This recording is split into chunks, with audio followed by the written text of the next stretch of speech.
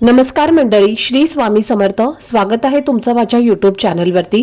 आजचा दिवस तुम्हा सर्वांना खूप छान, सुखाचा, आनंदाचा आणि समाधानाचा जाऊ देत, हीच मी स्वामींच्या चरणी प्रार्थना करते आणि आजच्या या नवीन व्हिडिओला सुरुवात करते. पण त्या अगोदर तुम्ही माझ्या चॅनलवरती जर नवीन असाल तर चॅनलला पण लगेच सबस्क्राईब करा आणि कमेंटमध्ये श्री स्वामी समर्थ लिहायला अजिबात विसरू नका. उद्या 14 जानेवारी वार बुधवार मकर संक्रांतीचा पवित्र सण आहे आणि सर्वप्रथम तुम्हा सगळ्यांना मकर संक्रांतीच्या मनापासून खूप खूप शुभेच्छा. तिळगुळ घ्या आणि गोड गोड बोला. तर मंडळी, यंदा मकर संक्रांतीला एक अतिशय दुर्मिळ आणि खास योगायोग निर्माण झालेला आहे, कारण यावर्षी मकर संक्रांतीच्या दिवशी षटतिला एकादशी सुद्धा आलेली आहे आणि त्यामुळे या मकर संक्रांतीचं धार्मिक आणि आध्यात्मिक महत्त्व अजूनच वाढलेलं आहे. पौष महिन्यात सूर्य मकर राशीमध्ये प्रवेश करतो आणि ज्योतिषशास्त्रानुसार यालाच मकर संक्रांती असं म्हटलं जातं आणि या दिवसापासून देवदेवतांचे दिवस सुरू होतात असं मानलं जातं. मकर संक्रांतीचा दिवस इतका पवित्र आणि शुभ मानला जातो की धार्मिक मान्यतेनुसार या दिवशी स्वर्गाची दारं सुद्धा उघडतात आणि म्हणूनच या काळात केलेले स्नान, दान, जप आणि उपाय हे इतर दिवसांच्या तुलनेत खूप जास्त प्रभावी ठरतात. पौराणिक कथेनुसार या दिवशी संक्रांती देवीने शंकरासूर नावाच्या राक्षसाचा वध केला होता आणि म्हणूनच हा दिवस वाईटावर चांगल्याचा विजयाचं प्रतीक म्हणून साजरा केला जातो. आणि या दिवशी स्नान आणि दान केल्याने पापांचा नाश होतो आणि मन, शरीर आणि आत्म्याची शुद्धी होते असं मानलं जातं.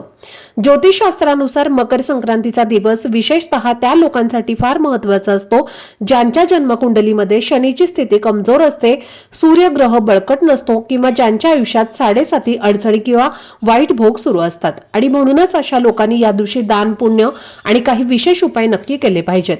शनी ग्रह हा कर्म आणि शिस्त यांचा कारक मानला जातो, त्यामुळे मकर संक्रांतीचा सण आपल्याला आपली कर्म सुधारण्याचा, आयुष्याची दिशा बदलण्याचा आणि नवे सकारात्मक निर्णय घेण्याचा संदेश देतो. आणि म्हणूनच आजच्या या व्हिडिओमध्ये मी तुम्हाला एक अतिशय प्रभावी आणि सोपा असा उपाय सांगणार आहे, ज्यामुळे तुमचं भाग्य उजळू शकतं, घरातील गरिबी आणि दारिद्र्य दूर होऊ शकतं आणि आयुष्यामध्ये पैसा, स्थैर्य आणि समृद्धी येऊ शकते.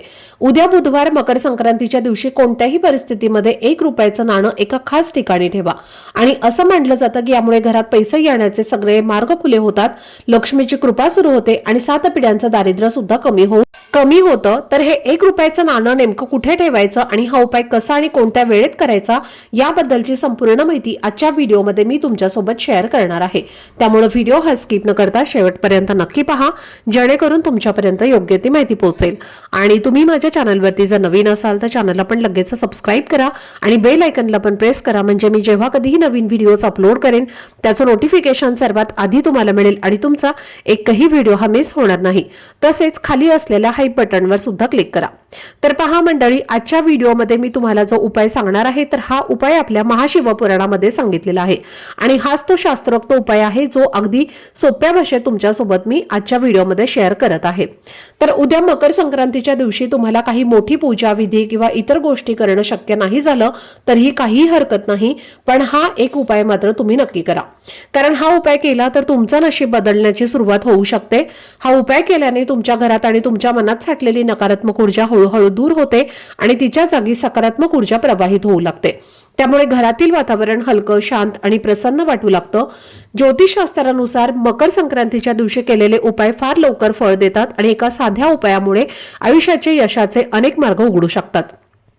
या उपायाचा सर्वात मोठा फायदा असा आहे की यामुळे कुंडलीतला शनी दोष, सूर्यदोष किंवा पितृदोष यासारखे अडथळे कमी होऊ लागतात आणि माता लक्ष्मीचे विशेष आशीर्वाद घरावरती राहू लागतात, ज्यामुळे पैसा, स्थैर्य आणि समाधान मिळण्याची शक्यता वाढते. तर हा उपाय उद्या मकर संक्रांतीच्या दिवशी तुम्ही सकाळपासून ते रात्री 12 वाजेपर्यंत जेव्हा जेव्हा तुम्हाला योग्य आणि सोयीचं वाटेल, वेळ मिळेल त्या वेळेत करू शकता, कारण यासाठी कोणतीही कठोर वेळेची अट नाही. उपाय खूपच छोटासा आहे, पण याचा परिणाम मात्र खूप खोल आणि प्रभावी असतो आणि म्हणूनच तो एकदा तरी नक्की करून पाहावा असा आहे. तर तुमच्या आयुष्यामध्ये सतत पैशांच्या अडचणी येत असतील, मेहनत करूनही त्याचं योग्य फळ तुम्हाला मिळत नसेल, वारंवार तुम्हाला दुसऱ्यांकडनं पैसे उधार घ्यावे लागत असतील, कर्ज असूनही ते फेडताना अडचणी येत असतील, कमाईपेक्षा खर्च जास्त होत असेल किंवा कष्ट करूनही घरातील गरिबी आणि दारिद्र्य कमी होत नसेल, तसेच तुमचा लहान किंवा मोठा उद्योग व्यवसाय अपेक्षेप्रमाणे चालत नसेल, तर अशा सर्व आर्थिक अडचणी दूर करण्यासाठी हा उपाय खास करून तुम्ही उद्या मकर संक्रांतीच्या दिवशी नक्की करा. आता हा उपाय करण्यासाठी तुम्हाला सर्वप्रथम उद्या सकाळी लवकर उठायचं करायचं आहे, स्वच्छ स्नान करायचं आहे। अंघोळीच्या पाण्यामध्ये तुम्हाला थोडंसं शुद्ध गाईचं तूप आणि थोडेसे पांढरे तीळ टाकून स्नान करायचं आहे। त्यानंतर तुम्हाला पिवळ्या रंगाचे वस्त्र सोडून तुम्ही कोणत्याही रंगाचं वस्त्र परिधान करायचं आहे आणि सर्वप्रथम सूर्यदेवाला जल अर्पण करायचं आहे। हे काम तुम्हाला उद्या करायचंच आहे। तर पहा, एक तांब्याचा कलश घ्या किंवा एक छोटासा लोटा घेतला तरीही चालेल। त्यामध्ये स्वच्छ पिण्याचं पाणी भरायचं आहे, पांढरे तीळ टाकायचे आहेत, हळद कुंकू अक्षदा त्याचबरोबर फुलांच्या पाकळ्या टाकून ओम गृहिणी सूर्याय नमः, ओम गृहिणी सूर्याय नमः हा मंत्र म्हणत तुम्हाला सूर्यदेवाला जल अर्पण करायचं आहे।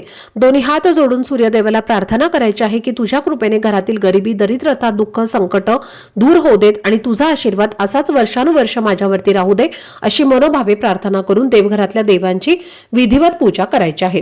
धूप दीप अगरबत्ती लावून वातावरण प्रसन्न करायचं आहे आणि त्यानंतरच तुम्हाला हा उपाय करायचा आहे। आता उपाय करण्यासाठी तुम्हाला 1 रुपयाचं एक नाणं लागणार आहे। घेताना चांगलं नाणं घ्या आणि 1 रुपयाचं नाणं घ्यायचं।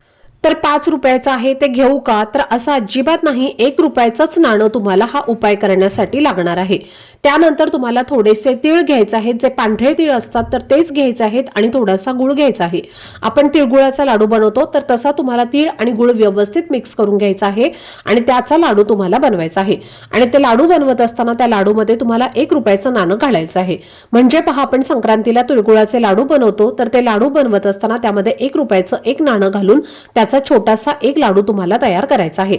आणि त्यानंतर हा लाडू घेऊन तुम्हाला कुठे जायचं आहे, तर तुमच्या घराजवळ जिथे कुठे लक्ष्मीचं मंदिर असेल किंवा एखाद्या देवीचं मंदिर असेल तर तिथे मंदिरामध्ये जाऊन तुम्हाला हा लाडू जो आहे तर तो अर्पण करायचा आहे।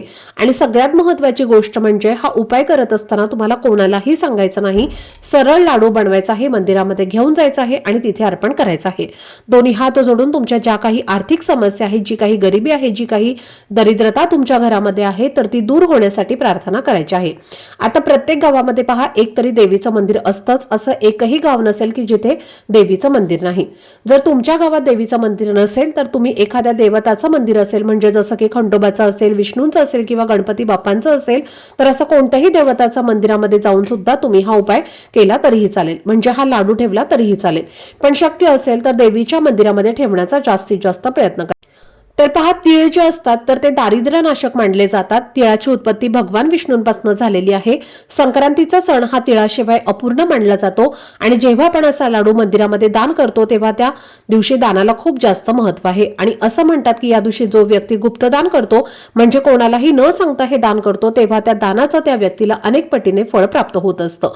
आणि म्हणून हा उपाय सुद्धा आपल्याला गुप्तपणे करायचा आहे, कोणालाही सांगायचं नाही। घरातली व्यक्ती सोडून बाहेरच्या कोणत्याही व्यक्तीला तुम्हाला हा उपाय जो आहे तर तो करत असताना सांगायचं नाही। आणि लाडू मंदिरामध्ये ठेवला की इकडे तिकडे कुठेही जायचं नाही, सरळ तुम्हाला घरी यायचं आहे आणि त्यानंतर जी काही तुमची पुढची कामं आहेत तर ती तुम्हाला करायची आहेत। तर अशा पद्धतीने हा तुम्हाला उपाय उद्या मकर संक्रांतीला नक्की करायचा आहे।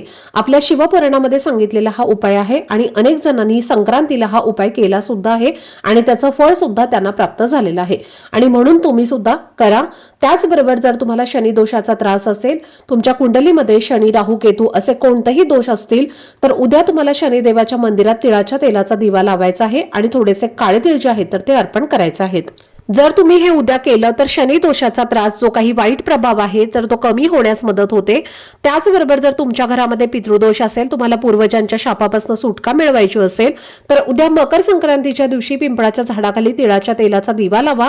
दिवा लावल्यानंतर पूर्वजांचे स्मरण करायचं आहे।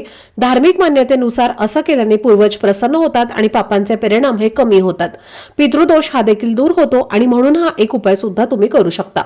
तसेच देवी लक्ष्मीला प्रसन्न करायचं असेल, घरातील गरिबी ही दूर करायची असेल तर उद्या मकर संक्रांतीच्या दिवशी काळे तीळ आणि गुळ हे तुम्हाला दान करायचं आहे। असं केल्याने धनप्राप्तीचा मार्ग हा मोकळा होतो आणि देवी लक्ष्मीचा आशीर्वाद हा प्राप्त होतो। तर असे काही छोटे मोठे उपाय जे आहेत तर ते उद्या मकर संक्रांतीला आवर्जून करायचे आहेत।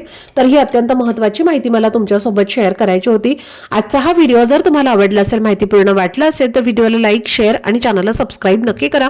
भेटूयात पुढच्या व्हिडिओमध्ये, तोपर्यंत सर्वांना श्री स्वामी समर्थ।